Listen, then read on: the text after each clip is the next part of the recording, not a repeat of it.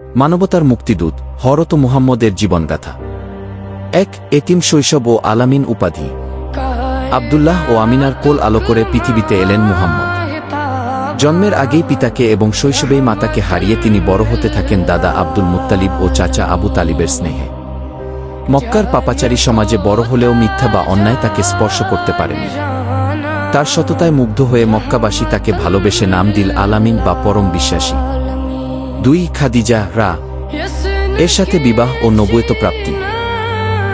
২৫ বছর বয়সে তার চারিত্রিক মাধুর্যে মুগ্ধ হয়ে আরবের মহিয়সী নারী হযরত খাদিজা রা তাকে বিবাহের প্রস্তাব দেন।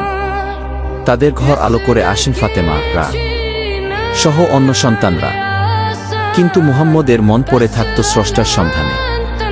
দীর্ঘকাল হেরা গুহায় ধ্যান করার পর ৪০ বছর বয়সে ফেরেশতা জিবরাইল এসে শোনালেন সেই অমোঘ বাণী, ইকরা পড়ো তোমার প্রভুর নামে কি শুরু হলো ইসলামের পথচলা। ৩ মক্কার নির্যাতন ও হিজরতের ত্যাগ। যখন তিনি এক আল্লাহর দাওয়াত দিতে শুরু করলেন, তখন মক্কার সেই আপন মানুষগুলোই তার চরম শত্রু হয়ে দাঁড়াল। অমানবিক নির্যাতন ও উপহাস সহ্য করেও তিনি পিছু হটেননি। অবশেষে ৬২২ খ্রিস্টাব্দে আল্লাহর নির্দেশে জন্মভূমি মক্কা ছেড়ে মদিনায় পাড়ি জমালেন, যা ইতিহাসে হিজরত নামে পরিচিত। এখান থেকেই শুরু হয় হিজরি সনের গণনা। ৪ মদিনা রাষ্ট্র ও আদর্শ সমাজ। মদিনায় গিয়ে তিনি কেবল একটি ধর্মই প্রচার করেননি, বরং প্রতিষ্ঠা করেছেন একটি আদর্শ রাষ্ট্র। মদিনা সনদ নামক সংবিধানের মাধ্যমে তিনি জাতিধর্ম নির্বিশেষে সবার অধিকার নিশ্চিত করেন। তিনি ছিলেন এমন এক শাসক, যিনি ছেঁড়া মাদুরে ঘুমাতেন এবং নিজে না খেয়ে মানুষের মুখে খাবার তুলে দিতেন। তার ক্ষমাশীলতা ছিল আকাশসম। যারা তাকে পাথর মেরেছিল, মক্কা বিজয়ের দিন তিনি তাদেরও বুক চিরে ক্ষমা করে দিলেন। ৫ বিদায় হজ্জ ও চিরবিদায়। জীবনের শেষ প্রান্তে এসে ১০ হিজরিতে তিনি লক্ষাধিক সাহাবীর সামনে এক ঐতিহাসিক ভাষণ দিলেন।